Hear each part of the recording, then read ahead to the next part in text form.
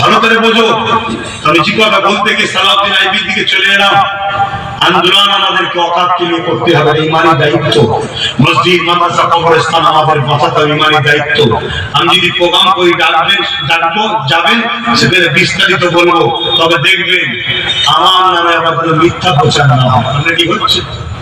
অনেক জায়গায় আমার প্রোগ্রাম আছে, বলছে উনি আসবে না, ডেট চেঞ্জ, পাড়ায় পাড়ায় প্রচার করে দিচ্ছে, যাতে লোকরা যেতে পারে। আর অনেক জায়গায় আমার প্রোগ্রাম নেই, সেখানে বলছে আসবে, বেচারি খেটে খাওয়া মানুষ, আমার ভালোবাসার মানুষ, যে দেখছে আমি নেই। তো এতটুকু মনে রাখবেন, ইমানদারের ডাকে সাড়া দিন, মুনাফিক আর বেঈমানের ডাকে নয়। বেঈমান মুনাফিক আল্লাহ রাসূলের পক্ষে নয়, তার ডাকে সাড়া দেওয়া মানে শয়তানের পক্ষে দেওয়া।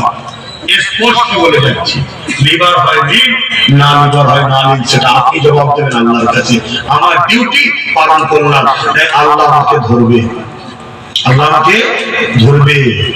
ফুরফুরা শরীফে দাদা হুজুরের তৈরি করা মাদ্রাসা, জানেন তো, ওই মাদ্রাসাকে ধ্বংসের মুখে। কেন? শিক্ষক বলবে শিক্ষককে দিয়ে প্ল্যান দিচ্ছে। আমি যারা প্ল্যান করে শিক্ষা বন্ধ করে মাদ্রাসাগুলো ধ্বংস করছে, তাদের পক্ষে দাঁড়াবেন নাকি?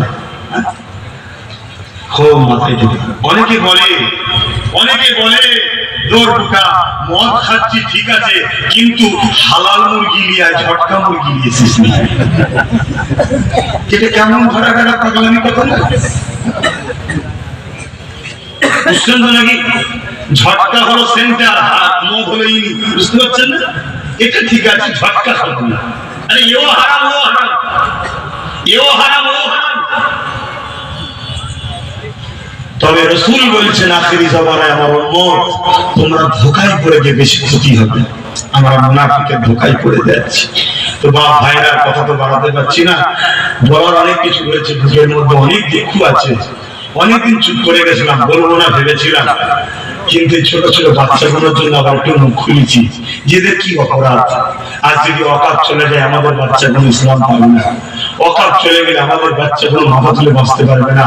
যদি অকাত চলে যায়, আমি চ্যালেঞ্জ দিচ্ছি, তোমরা ভারতের নাগরিক প্রমাণ করতে পারবে না। যদি বলো কি করে, মসজিদের সাথে অকাতের সাথে প্রমাণ কি আছে? হ্যাঁ, 1000 বছরের মসজিদ প্রমাণ করছে তোমরা ভারতবর্ষে 1000 বছর ধরে আছো। 1400 বছরে প্রমাণ করছে তুমি 1400 বছর ধরে আছো। গুজরাটের মসজিদে 13 বছর বয়স প্রমাণ করছে তুমি 1300 বছর ধরে আছো। যখন এই ঐতিহাসিক মসজিদগুলো শেষ হয়ে যাবে, তখন তুমি আর প্রমাণ করতে পারবে না। তোমাকে বলবে তুই স্বাধীনতার পর থেকে এসেছিস, কেন তোমার গ্রামের মসজিদ আশপাশের মসজিদগুলোর বয়স বেশি না, 60, 55, 50 বছর। প্রমাণ করতে পারবে তুই ভালো ছিল। আমাদের হচ্ছে অনেক রহস্য, অনেক রহস্য। তাই বলবো বাপ ভাই,